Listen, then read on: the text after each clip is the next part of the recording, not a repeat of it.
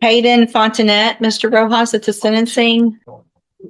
Good morning. Are you Caden Yes. Fontanet?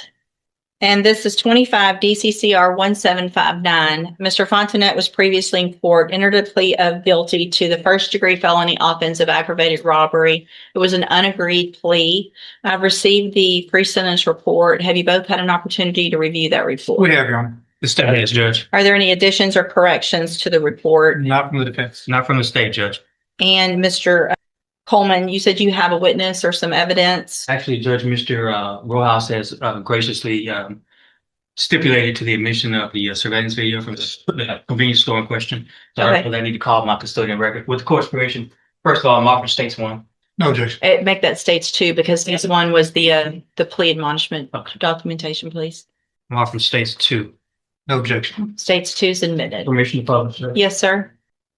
Judge, I think that's all I wish to publish unless the court wants to see the entirety of the video. But I think that's enough. Any other evidence or witnesses? So, Judge, just brief argument if I may. Any other evidence or witnesses for Mr. Rojas? No, Your Honor. Just like, Mr. Rojas, you may make argument first. thank Go you, ahead. Judge. And obviously, after seeing that video, it makes what we're asking for harder to do. What we're here asking for this morning, Judge, is probation. Mr. Fontanet, he is a young offender. I know the court is tired of hearing the same story over and over, young guys with guns in here. He's got a limited criminal history. I believe this is his first felony. He's never been on any kind of felony supervision or felony probation. Unfortunately, he's just fallen into the same situation that we see so many other youthful offenders fall into. He's got no direction in life. He's very little support at home. Sees no way out of the situation that he's in, so he goes and decides to rob a store and get some money. Did the wrong thing. And if his story in the PSI is to be believable for what I believe is the right reason, he's trying to help his mom at home, trying to pay some bills, keep the lights on. Certainly, there are better ways to go about doing that. And I hope that the time in jail has taught Mr. Fontanet that. We've got options here, Judge. We can send him to prison or we can put him on probation. Certainly, he's on the road if this conduct continues, he's on the road with prison. I don't know that the day is the best time to make that exit for him. He's got a long life to live. We can send him to prison. He can be there for a few years and come back out. I don't know that he's going to get the help that he really needs in prison. There are programs available on probation that if he's serious about turning his life around, like he says in the PSI, those programs can help him. And if he does take advantage of those, it in turn would make the community a little bit safer.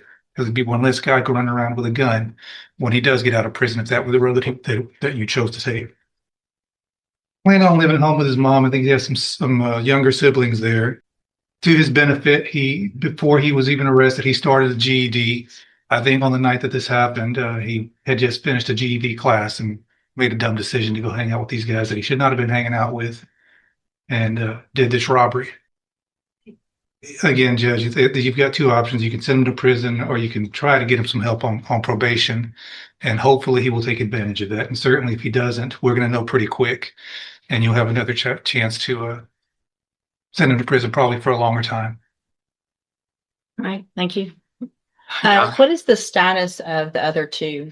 Are there co-defendants? Have they been charged? They have been charged, Judge, and I have both of their cases, Judge. And they have not been sentenced yet or No, anything Judge. like that? No, Okay. Judge. All right. Go ahead, Mr. Coleman. Yeah, I'll be brief. Whether it's the Pine Club Apartments or Rogers Park or a Speedy Mart, you've seen this, and we've seen this in this community all too often. I'm preaching to the choir, Judge.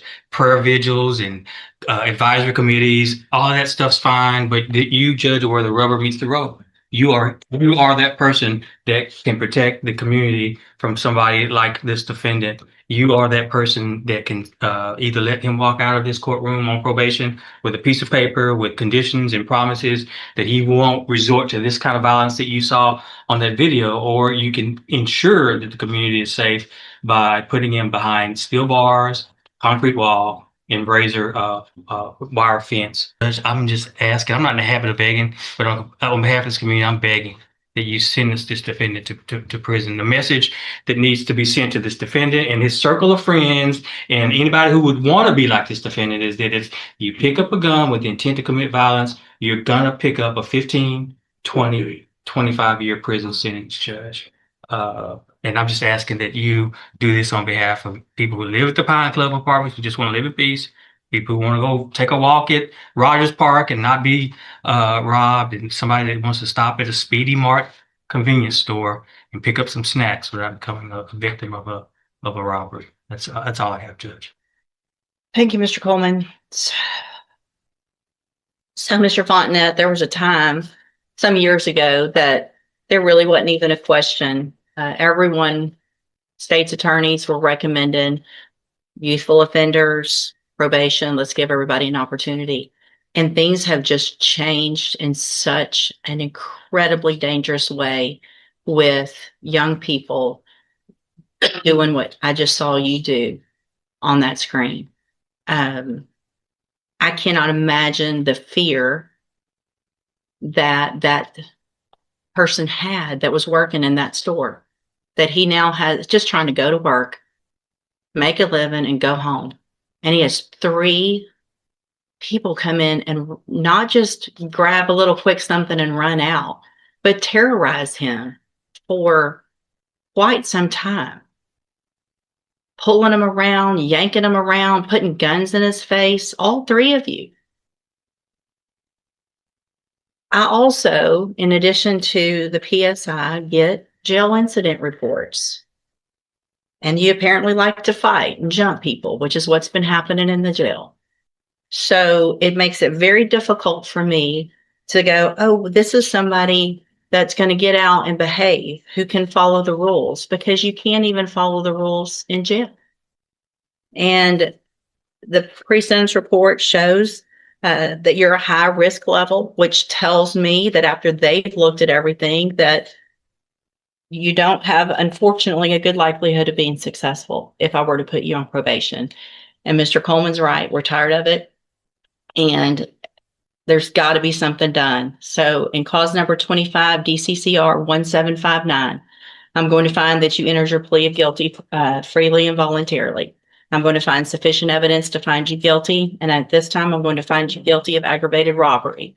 I'm going to sentence you to a term of 25 years in the institutional division.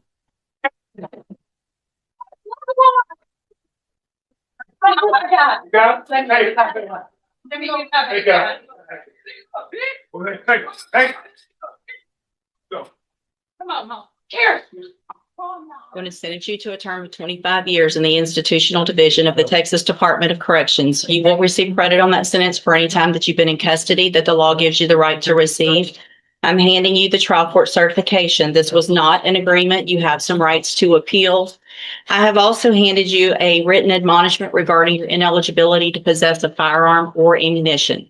Because of the judgment entered against you, you're ineligible under Texas law to possess a firearm or ammunition.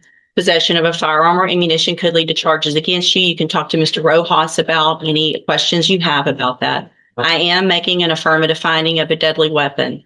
Mr. Fontenette, I understand that this is harsh, and I know you believe this is harsh, but I think this is necessary.